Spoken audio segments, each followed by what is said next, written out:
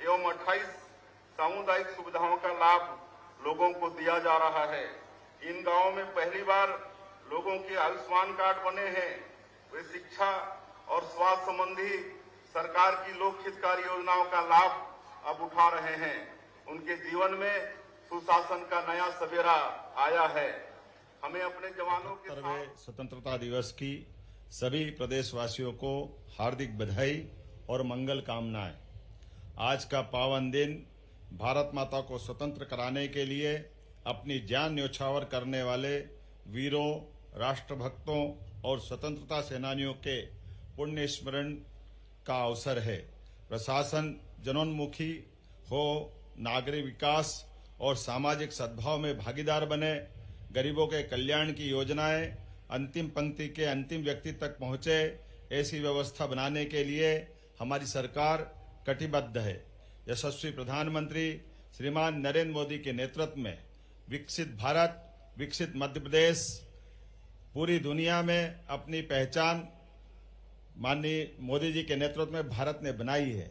पिछला एक दशक भारत के गौरव को बढ़ाने वाला गौरवशाली युग रहा है। माननीय प्रधानमंत्री जी के नेतृत्व में तेजी से वैभवशाली और शक्तिशाली भारत का निर्माण हो रहा है। भारत विश्व की तीसरी बड़ी अर्थव्यवस्था बनने के लक्ष्य को प्राप्त करने की दिशा में तेजी से अग्रसर है। मध्य प्रदेश के नागरिक सदैव विकास की ललक और राष्ट्र के लिए प्रेम का परिचय देते रहे हैं। जो भरा नहीं है भावों से, बहती जिसमें रसधार नहीं, वो हृदय नहीं है पत्थर है जिसमें स्वदेश का प्यार नहीं। मध्य प्रदेश का बजट अगले 5 वर्ष में 2 गुना करने की दिशा में सरकार काम कर रही है। विगत 3 वित्तीय वर्षों में राज्य शासन द्वारा अधोसंरचनात्मक पूंजीगत कार्यों के व्यय में निरंतर वृद्धि प्राप्त की गई है। वित्तीय वर्ष 2023-24 में पूंजीगत व्यय 60,690 करोड़ रुपए किया गया है। वर्ष 2022-23 की तुलना में यह वृद्धि लगभग 9% है। माननीय प्रधानमंत्री जी ने देश के विकास में 4 वर्गों यथा युवा, महिला, किसान और गरीबों को आधार स्तंभ के रूप में परिभाषित किया है। मध्य प्रदेश सरकार माननीय प्रधानमंत्री जी के विचारों से प्रेरणा लेकर 4 मिशन, युवा शक्ति मिशन, गरीब कल्याण मिशन, किसान कल्याण मिशन, नारी सशक्तिकरण मिशन मध्य प्रदेश की स्थापना दिवस 1 नवंबर से लागू करने जा रही है। युवा शक्ति मिशन के अंतर्गत शिक्षा, कौशल विकास, रोजगार, उद्यमिता, नेतृत्व विकास, सांस्कृतिक और सामाजिक विकास की कार्य योजना तैयार कर मिशन मोड में कार्य किया जाएगा। गरीब कल्याण मिशन स्वरोजगार योजनाएं, सामाजिक सुरक्षा योजनाएं, आवास, शिक्षा और स्वास्थ्य की सुविधा आदि की दिशा में कार्य करेगा। नारी सशक्तिकरण मिशन के तहत बालिका शिक्षा, लाडली लक्ष्मी योजना, लाडली बहना योजना, लखपति दीदी योजना, महिला स्व सहायता समूहों के सशक्तिकरण आदि कार्य सर्वोच्च प्राथमिकता से किए जाएंगे। किसान कल्याण मिशन के अंतर्गत सरकार कृषि एवं उद्यानिकी को लाभ का व्यवसाय बनाने की दिशा में कार्य करेगी। किसानों को राहत एवं कृषि की पैदावार बढ़ाने की दिशा में ठोस प्रयास किए जाएंगे। युवा शक्ति मिशन युवाओं के भविष्य को उज्जवल और सशक्त बनाने का संकल्प है। स्वामी विवेकानंद ने कहा था, उठो, जागो और तब तक मत रुको जब तक लक्ष्य की प्राप्ति न हो जाए। हमारे युवाओं को सिर्फ पारंपरिक शिक्षा तक सीमित नहीं रहना है, बल्कि एआई, मशीन लर्निंग और कोडिंग जैसी उभरती तकनीकों की भी शिक्षा प्राप्त करनी है। प्रदेश के 55 जिलों के महाविद्यालयों को एक पीएम कॉलेज ऑफ एक्सीलेंस में परिवर्तित किया है। इन कॉलेजों में संस्कृत, बायोटेक्नोलॉजी और कंप्यूटर साइंस जैसे नए विषयों को जोड़ा गया है। साथ ही हमने 35 नए व्यावसायिक विषयों को भी पाठ्यक्रम में शामिल किया है। सरकारी नौकरियों के रिक्त पदों को भरने के लिए भी तेजी से कार्य किया गया है और विगत 8 महीनों में शासकीय नौकरी के 11,000 से अधिक नियुक्ति पत्र जारी किए जा चुके हैं। राज्य में 10,000 करोड़ की लागत से 60 से अधिक नई औद्योगिक इकाइयों की स्थापना की जा रही है, जिनसे 17,000 से अधिक रोजगार के अवसर उत्पन्न होंगे। कौशल विकास को राज्य शासन ने प्राथमिकता पे रखा है। मुख्यमंत्री सीखो कमाओ योजना में 8,000 चयनित प्रशिक्षणार्थियों को 6 करोड़ 60 लाख करोड़ का स्टाइपेंड प्रदान किया गया है ताकि वे अपने कौशल को और निखार सके और बेहतर रोजगार के अवसर प्राप्त कर सके।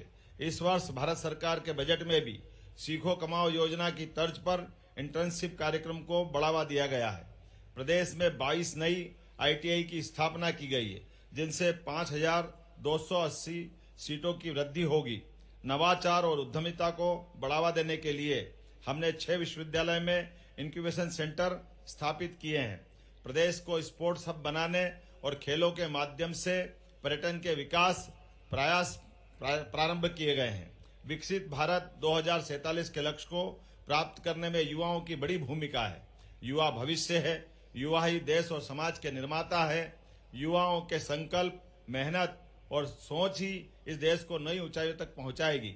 गरीब कल्याण मिशन के माध्यम से प्रदेश ने गरीब और कमजोर वर्ग के युवाओं के जीवन में एक नया अध्याय लिखने का संकल्प लिया है। यह मिशन एक व्यापक अभियान है जो हमारे समाज के सबसे वंचित तबके को सशक्त और समर्थ बनाने के लिए समर्पित है। हम इस मिशन के तहत गरीबों के जीवन के स्तर को सुधारने, उन्हें रोजगार और स्वरोजगार के अवसर देने, सामाजिक सुरक्षा प्रदान करने और बुनियादी सुविधाओं की सुलभता सुनिश्चित करने के लिए कटिबद्ध हैं।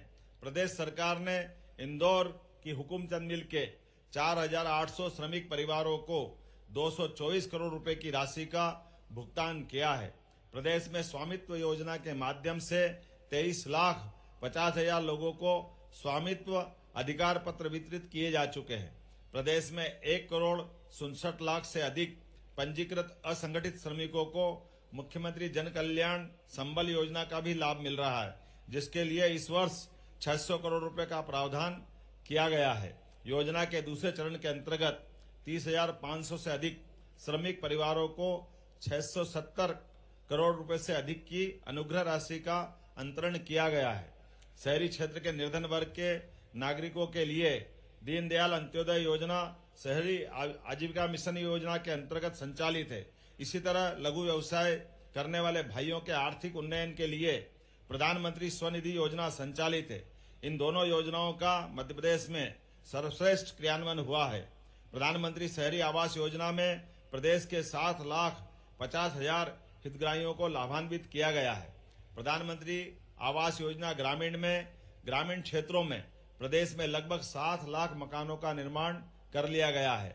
PM जनमन योजना में विशेष पिछड़ी जनजाति, बेगा, सहरिया और भारिया के परिवारों को भी पक्का आवास देने की शुरुआत की गई है। मध्य प्रदेश इस योजना के क्रियान्वयन में प्रथम है।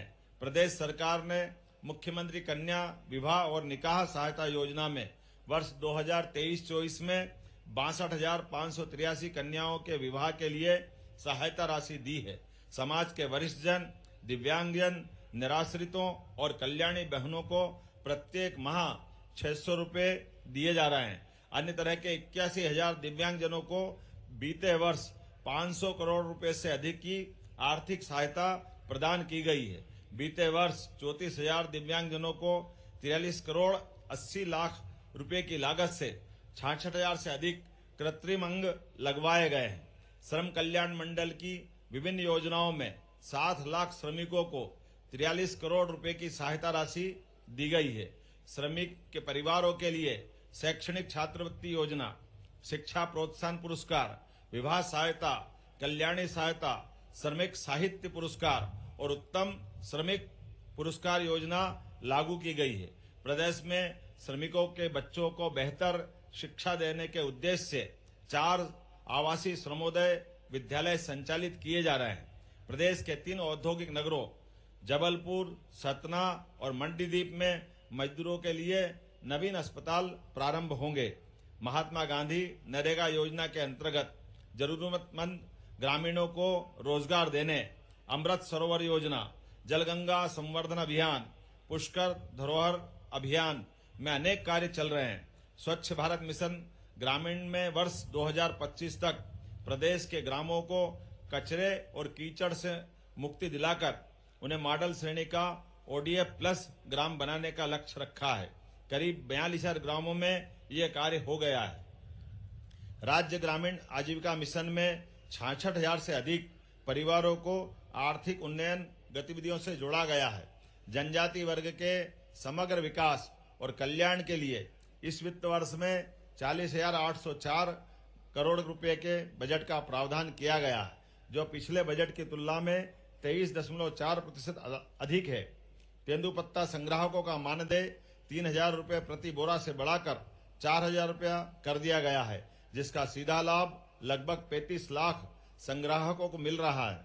प्रधानमंत्री जनधन योजना में प्रदेश में बहुउद्देशीय केंद्र, ग्रामीण आवास, ग्रामीण सड़क, समग्र शिक्षा और विद्युतीकरण कार्यों पर इस वर्ष 1,607 करोड़ रुपए व्यय किए जाएंगे। विशेष पिछड़ी जनजाति बहुल जिलों में 7,300 करोड़ रुपए से अधिक की लागत से अधोसंरचना के कार्य किए जा रहे हैं।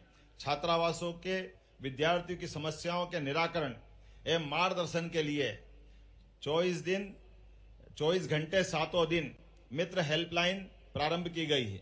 अब छात्रावासों में विद्यार्थियों को कंप्यूटर की शिक्षा भी उपलब्ध कराई जा रही है।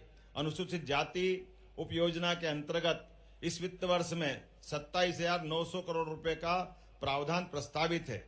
अनुसूचित जाति विद्यार्थियों के लिए छात्रवृत्ति, शिष्यवृत्ति, गणवेश, छात्रावास आदि सुविधा के लिए 1,427 करोड़ रुपए का प्रावधान किया गया है। विमुक्त, घुमंतु एवं अर्ध घुमंतु वर्ग के बालकों की स्कॉलरशिप को बढ़ाकर 1,550 रुपये, बालिकाओं की स्कॉलरशिप राशि को बढ़ाकर 1,590 रुपये प्रति माह कर दिया गया है। हमारी रणनीति स्पष्ट है और संकल्पित भी। हर गरीब और कमजोर वर्ग को समृद्धि और सुरक्षा की ओर ले जाना। अंधेरा चाहे कितना भी घना हो, उम्मीद का एक दीपक सब कुछ बदल सकता है। नारी सशक्तिकरण मिशन केवल एक सरकारी प्रयास नहीं है, बल्कि सभी बहनों के सशक्तिकरण का एक सुदृढ़ संकल्प है। यह मिशन महिलाओं के सशक्तिकरण, समानता के अवसर, सुरक्षा और सम्मान को सुनिश्चित करने के लिए समर्पित है। इसी उद्देश्य से प्रदेश सरकार ने महिलाओं के आर्थिक, सामाजिक, शैक्षणिक और राजनीतिक सशक्तिकरण को अपनी सर्वोच्च प्राथमिकता में रखा है। नारी सशक्तिकरण मिशन के अंतर्गत हम बहनों को उद्यमिता में बढ़ावा देने, कौशल विकास के अवसर उपलब्ध कराने, शिक्षा व रोजगार के साधनों को सुलभ कराने के लिए पूरी तरह कटिबद्ध हैं। महिला स्वसहायता समूहों को सुदृढ़ कर महिलाओं के आर्थिक विकास को बढ़ावा दिया जाएगा। महिलाओं की सुरक्षा और सम्मान के प्रति भी सरकार पूरी तरह सजग है। हम स्वास्थ्य सुविधाओं में सुधार कर रहे हैं। बेटी बचाओ, बेटी पढ़ाओ अभियान को और मजबूत बना रहे हैं और महिलाओं के विरुद्ध अपराधों के भावना का भी विकास होता है। पेरेंट्स टीचर मीटिंग के माध्यम से बच्चों के सर्वांगीण विकास की दिशा में हम काम कर रहे हैं। राष्ट्रीय शिक्षा नीति को हमने उच्च शिक्षा में भी अपनाया है। इसके चलते हमारे पाठ्यक्रम रचनात्मक होने के साथ ही रोजगार मूलक भी होंगे, ताकि नए समय की जरूरतों के अनुरूप मानव संसाधन उपलब्ध कराए जा सके और युवाओं को बेहतर रोजगार मिल सके। उच्च शिक्षा में गुणवत्ता सुनिश्चित करने एवं नवाचारों को बढ़ावा देने के लिए हमने छत्तीसगढ़ उच्च शिक्षा मिशन का गठन किया है। हम IIT की तर्ज पर प्रदेश के हर लोकसभा क्षेत्र में प्रौद्योगिकी संस्थान आरंभ करने जा रहे हैं। इसके लिए पहले चरण में रायपुर, रायगढ़, बस्तर, कबीरधाम और जसपुर में भी इनकी स्थापना की जाएगी। प्रदेश में स्वास्थ्य सुविधाओं की स्थिति को मजबूत करने मेडिकल शिक्षा का लगातार विस्तार जरूरी है। हमने संभाग स्तर पर एम्स की तर्ज पर Chhattisgarh institute of medical science CIMS आरंभ करने का निर्णय लिया है। रायपुर में मेकाहारा तथा बिलासपुर में सिम्स के भवन विस्तार तथा अन्य सुविधाओं पर काम प्रारंभ कर दिया है। युवाओं को बड़े पैमाने पर रोजगार प्रदान करते हुए अर्थव्यवस्था को तेज रफ्तार देने हेतु हम प्रदेश की नई उद्योग नीति तैयार कर रहे हैं। इसके लिए हम देश की जानी मानी विशेषज्ञ संस्थाओं तथा उद्योग संगठनों की सलाह लेकर कार्य कर रहे हैं। औद्योगिक अवसरों को आगे बढ़ाने देश दुनिया में जो नवाचार प्रारंभ किए गए हैं उन्हें राज्य की परिस्थिति के अनुरूप लागू करने छत्तीसगढ़ आर्थिक सलाहकार परिषद के गठन का निर्णय भी हमने लिया है। राज्य में निवेश का बेहतर माहौल हो, इसके लिए हमने सिंगल विंडो सिस्टम को नवीनीकृत किया है। इससे उद्यमियों को अनापत्ति प्रमाण पत्र तथा अन्य क्लियरेंस के लिए सरकारी कार्यालयों के चक्कर नहीं लगाने पड़ेंगे। प्रधानमंत्री श्री नरेंद्र मोदी जी के कार्यकाल में जिस तरह से छत्तीसगढ़ में नेशनल हाईवे, एयरपोर्ट और रेलवे कनेक्टिविटी के क्षेत्र में महत्वपूर्ण कार्य हुए हैं, उससे छत्तीसगढ़ अब निवेश के लिए सबसे आदर्श जगह बन गया है। यहाँ प्रचुर खनिज संसाधन, कानून व्यवस्था की बेहतर स्थिति और कुशल मानव संसाधन के बूते उद्योगों के फलने फूलने की प्रचुर संभावनाएं हैं। प्रदेश की भौगोलिक विविधता को देखते हुए हमने सभी क्षेत्रों के आर्थिक विकास के लिए रणनीति तैयार की है। बस्तर और सरगुजा में हम वनोपज प्रसंस्करण केंद्रों, इको टूरिज्म, नेचुरोपैथी आदि पर जोर दे रहे हैं। नवा रायपुर को हम आईटी हब तथा इनोवेशन हब के रूप में विकसित कर रहे हैं। राजधानी के समुचित विकास के लिए और यहां उद्यम के अवसरों को बढ़ावा देने हम नेशनल कैपिटल रीजन एनसीआर की तरह ही स्टेट कैपिटल रीजन विकसित करने जा रहे हैं। कोरबा बिलासपुर इंडस्ट्रियल कॉरिडोर बनाने का हमने निर्णय लिया है। इसके अस्तित्व में आने पर इन क्षेत्रों में औद्योगिक विस्तार और भी तेज हो जाएगा। उद्यमी युवाओं को छत्तीसगढ़ उद्यम क्रांति योजना के माध्यम से 50% सब्सिडी के साथ हम ब्याज मुक्त ऋण प्रदान करने वाले हैं। हमारी सरकार पूर्व प्रधानमंत्री भारत रत्न श्रद्धेय स्वर्गीय श्री अटल बिहारी वाजपेयी द्वारा दिखाई गई सुशासन की राह पर चलकर छत्तीसगढ़ को संवार रही है। सुशासन के मूल्यों को क्रियान्वित करने हमने सुशासन एवं अभिसरण विभाग का गठन किया है। यह विभाग शासन प्रशासन के हर स्तर पर पारदर्शिता, नवाचार और सुशासन का कार्यान्वयन सुनिश्चित कर रहा है। योजनाओं के जमीनी क्रियान्वयन की प्रभावी मॉनिटरिंग के लिए हमने अटल मॉनिटरिंग ऐप भी तैयार किया है। प्रशासन के हर स्तर पर पारदर्शिता लाने के लिए हम विभागों में 266 करोड़ रुपए की लागत से आईटी टूल्स का इस्तेमाल कर रहे हैं। इन्हें अपनाने से मानवीय त्रुटि एवं कूटरचना की आशंका पहचान रखते हैं। वस्त्र छपाई में बाघ की ब्लॉक प्रिंट, भैरवगढ़ की बटिक प्रिंट की भी दूर दूर तक मांग है। हमारे ग्रामीण भाई और शहर के भी ऐसे हुनरमंद कारीगर जिनको रोजगार का साधन बुनाई और कशीदाकारी से मिलता है।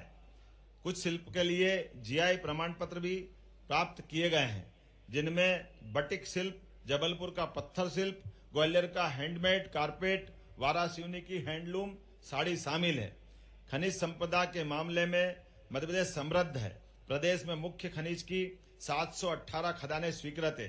प्रदेश का हीरा खनन कार्य पूरे देश में अनूठा है।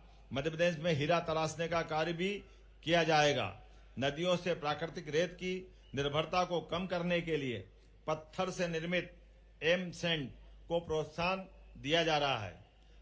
नागरिकों को शासन की विभिन्न योजनाओं का लाभ देने के लिए राज्य एकल नागरिक डेटाबेस, सिंगल सिटीजन डेटाबेस तैयार किया गया है।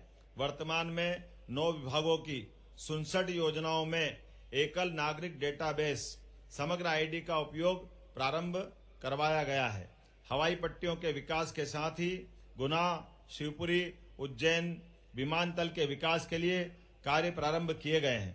प्रदेश में दिल्ली की तरह कार्गो हब की सुविधा विकसित की जाएगी। शिक्षा में गुणवत्तापूर्ण सुधार, एक शिक्षा व्यवस्था को सर्व सुविधा युक्त और सुदृढ़ बनाने के लिए केंद्र के सहयोग से पीएम श्री योजना के प्रदेश के 416 विद्यालयों में यह योजना लागू की गई है।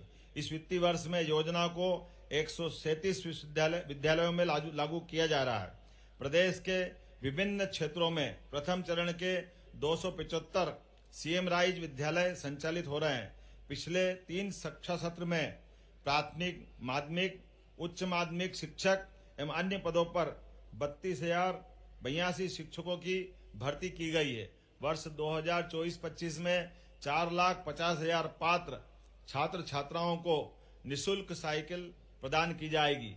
नवीन शिक्षक आवास योजना के अंतर्गत शैक्षणिक विकास में और अधिक गुणवत्ता लाने के लिए ग्रामीण शिक्षकों के आवास योजना को स्वीकृति दी गई है।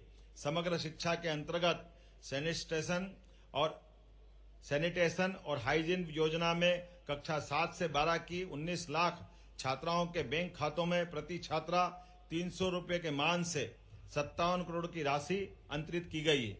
मध्य प्रदेश उच्च शिक्षा के सकल नामांकन अनुपात में राष्ट्रीय औसत से आगे निकल गया है। भारतीय संस्कृति के अनुरूप विश्वविद्यालय के कुलपति को अब कुलगुरु नाम दिया गया है। प्रधानमंत्री श्री नरेंद्र मोदी जी ने नई राष्ट्रीय शिक्षा नीति 2020 के माध्यम से उच्च शिक्षा के क्षेत्र में अभिनव पहल कर मातृभाषाओं को मदद देने का निर्णय किया है। मध्य प्रदेश राष्ट्रीय शिक्षा नीति में अग्रणी भूमिका निभा रहा है। प्रधानमंत्री उच्चतर शिक्षा अभियान पीएम उषा में प्रदेश के 8 विश्वविद्यालयों में अधोसंरचना एवं अन्य विकास कार्यों के लिए 400 करोड़ की राशि स्वीकृत की गई है। प्रदेश में डिजिटल विश्वविद्यालय की स्थापना की जाएगी। महाविद्यालयों के लिए 2000 से अधिक नवीन पद सृजित किए गए हैं। खरगोन में क्रांति सूर्य टंट्या भील विश्वविद्यालय, सागर में रानी अवंतीबाई लोधी विश्वविद्यालय, गुना में तात्या टोपे विश्वविद्यालय प्रारंभ किए गए हैं। सागर में आचार्य श्री विद्यासागर महाराज के नाम से आयुर्वेदिक मेडिकल कॉलेज भी प्रारंभ किया जाएगा। महाविद्यालय स्तर पर विदेशी भाषाओं के अध्ययन केंद्र भी बनाए जाएंगे। मुख्यमंत्री मेधावी विद्यार्थी योजना में इस वर्ष 61,629 मेधावी विद्यार्थियों को 450 करोड़ रुपए की राशि उपलब्ध कराई गई है। मध्य प्रदेश कौशल विकास परियोजना के अंतर्गत भोपाल में ग्लोबल स्किल पार्क के निर्माण का कार्य किया जा रहा है। प्रदेश में इंजीनियरिंग और मेडिकल की शिक्षा को हिंदी में पढ़ाने की व्यवस्था की जा रही है। प्रदेश में चिकित्सा व्यवस्था को बेहतर बनाने के लिए आगामी 2 वर्ष में 25,000 पदों को भरने की कार्य योजना है। अत्यंत गंभीर चिकित्सकीय परिस्थिति में रोगी को त्वरित एवं विशेष चिकित्सीय उपचार की आवश्यकता की स्थिति में देश के उच्चतम संस्थानों में त्वरित परिवहन किए जाने के लिए पीएम श्री एयर एम्बुलेंस सेवा का संचालन प्रारंभ किया गया है। प्रदेश में मेडिकल टूरिज्म को बढ़ावा देने के लिए 200 से 250 एकड़ के क्षेत्र में मेडिकल पार्क विकसित होंगे, जिससे विभिन्न सुपर स्पेशलिटी सेवाएं आम जन को एक ही स्थान पर उपलब्ध हो सकेगी। प्रदेश में सिकल सेल एनीमिया की रोकथाम बचाव के लिए विशेष प्रयास किए जा रहे हैं। समस्त आदिवासी बहुल जिलों में सिकल सेल एनीमिया की जांच की जा रही है। प्रत्येक जिला अस्पताल में आयुष विंग बनाया जा रहा है। प्रदेश में प्रत्येक जिला अस्पताल में आगामी 17 सितंबर को माननीय प्रधानमंत्री जी के जन्म दिवस के अवसर पर रेड क्रॉस से जन आरोग्य केंद्र प्रारंभ किए जा रहे हैं। प्रदेश सरकार ने स्वास्थ्य संस्थाओं के सुचारू संचालन के लिए 46,491 नवीन पदों की स्वीकृति प्रदान की है। प्रदेश में शीघ्र ही नए 11 आयुर्वेदिक चिकित्सा महाविद्यालय प्रारंभ होंगे। राजस्व विभाग की सेवाओं को नागरिकों तक पहुंचाने के लिए इस वर्ष 15 जनवरी से 15 मार्च तक राजस्व महाअभियान संचालित कर 30 लाख से अधिक राजस्व प्रकरणों का निराकरण किया गया है।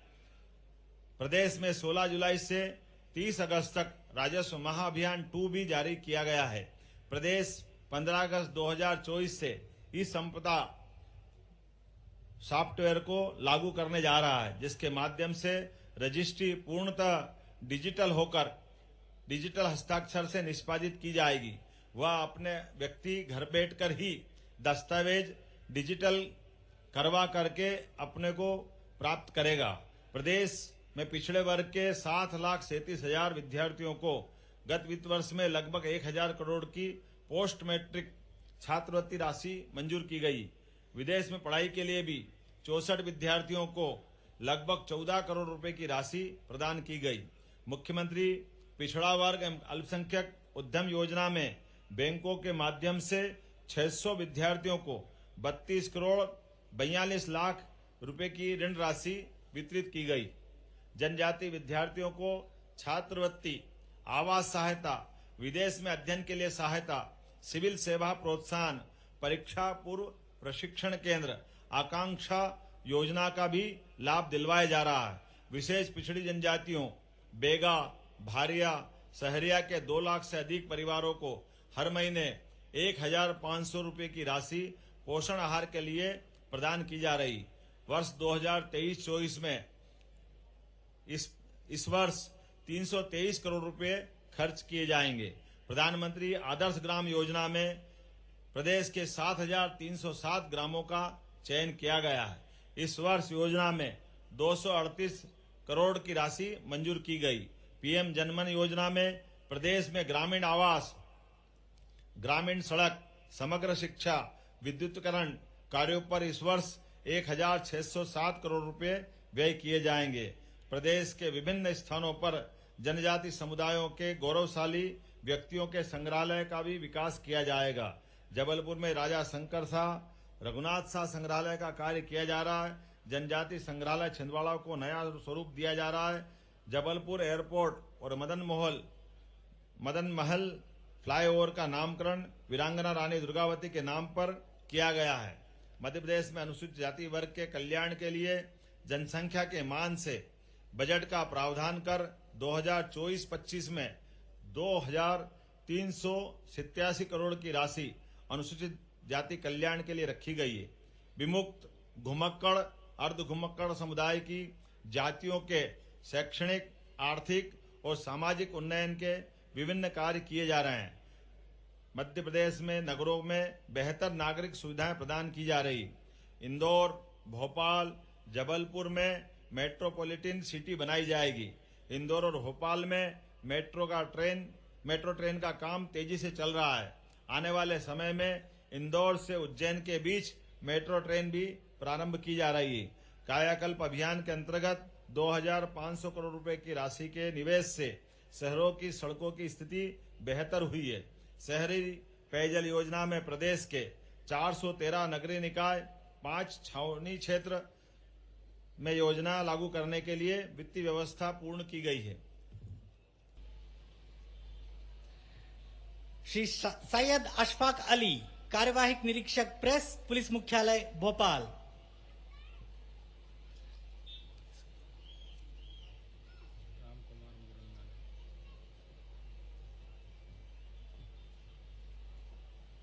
श्री राम कुमार मोरंदानी, सूबेदार एम, ईओडब्ल्यू भोपाल।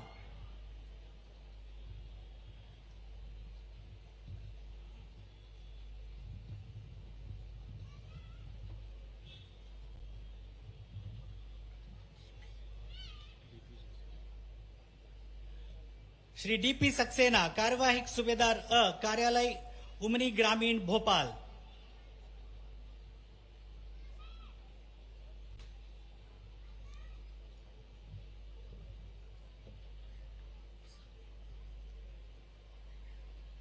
श्री विष्णु प्रसाद व्यास, कार्यवाहक सूबेदार अ, जिला शाजापुर।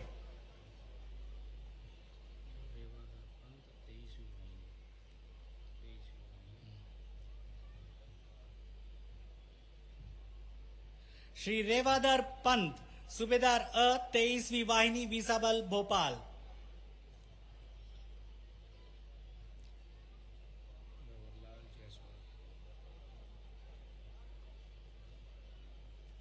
श्री भवनलाल जायसवाल, उपनिरीक्षक रेडियो, पीआरटीएस इंदौर।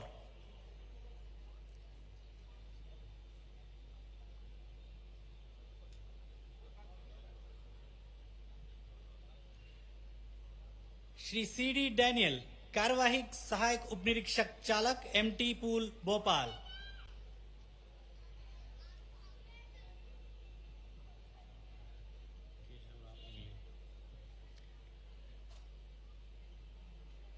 श्री केशवराव इंगले, कार्यवाहक सहायक उपनिरीक्षक छिंदवाड़ा।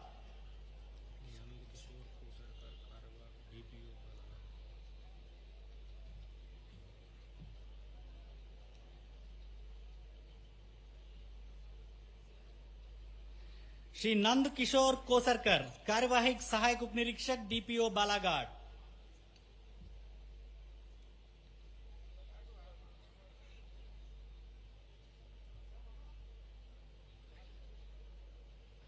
श्री अशोक सिंह भदौरिया, प्रधान आरक्षक, पुलिस लाइन, ग्वालियर।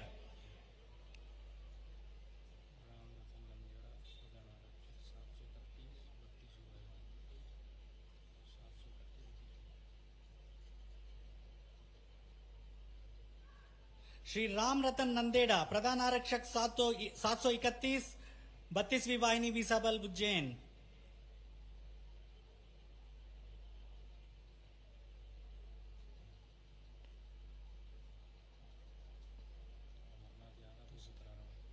श्री अमरनाथ यादव, प्रधान आरक्षक, 293, RAPTC, इंदौर।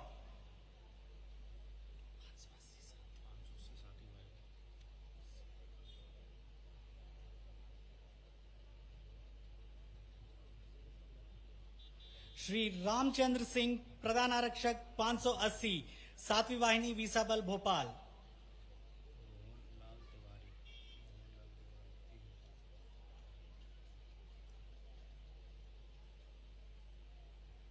श्री मोहन लाल सिंह तिवारी, कार्यवाहिक प्रधान आरक्षक, 307, RAPTC, इंदौर।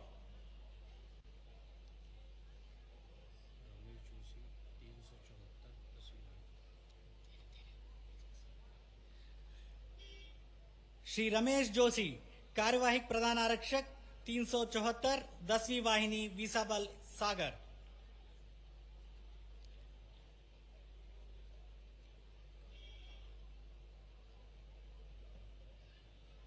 जेल विभाग, सराहनीय सेवा के लिए पदक श्री राकेश कुमार भंगरे, जिला अधीक्षक, केंद्रीय जेल, भोपाल।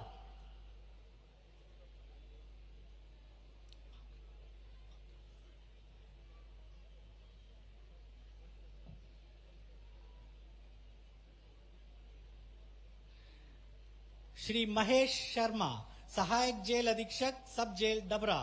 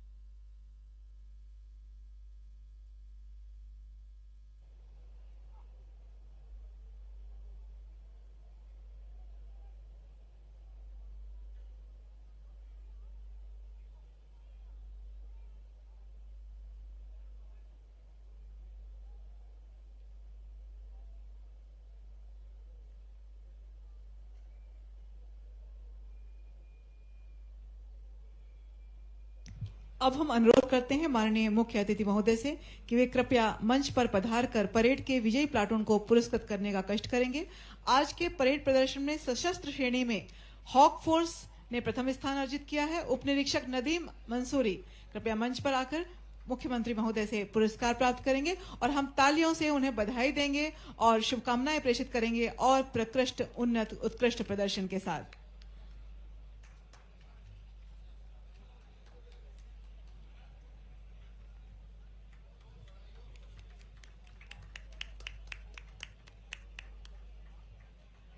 अशासकीय सेवा दल में NCC air wing, naval wing, girls मिश्रित प्लाटून सुश्री आरती तानसरे, सीनियर अंडर ऑफिसर, अपना पुरस्कार प्राप्त करेंगी। इन्होंने निःशस्त्र श्रेणी में प्रथम स्थान प्राप्त किया है। इन्हें हम बधाई देते हैं और तालियों से इनका स्वागत करते हुए इन्हें पुरस्कृत करने के लिए शुभकामनाएं प्रेषित करते हैं।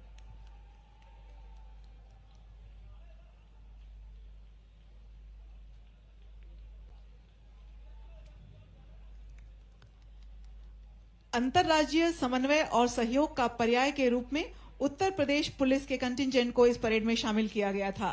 देवीय सज्जनों, विशेष रूप से हम आपको अवगत कराना चाहेंगे कि इस प्रदेश में यह गौरवशाली परंपरा रही है कि न केवल मध्य प्रदेश के विभिन्न पुलिस दलों और अशासकीय सेवा दलों के प्लाटून को शामिल किया जाता है, बल्कि अन्य राज्यों के पुलिस दल भी शामिल होते हैं। इस वर्ष उत्तर प्रदेश पुलिस उप निरीक्षक मनोज कुमार शुक्ला माननीय मुख्यमंत्री मध्य प्रदेश शासन से स्मृति चिन्ह प्राप्त करते हुए।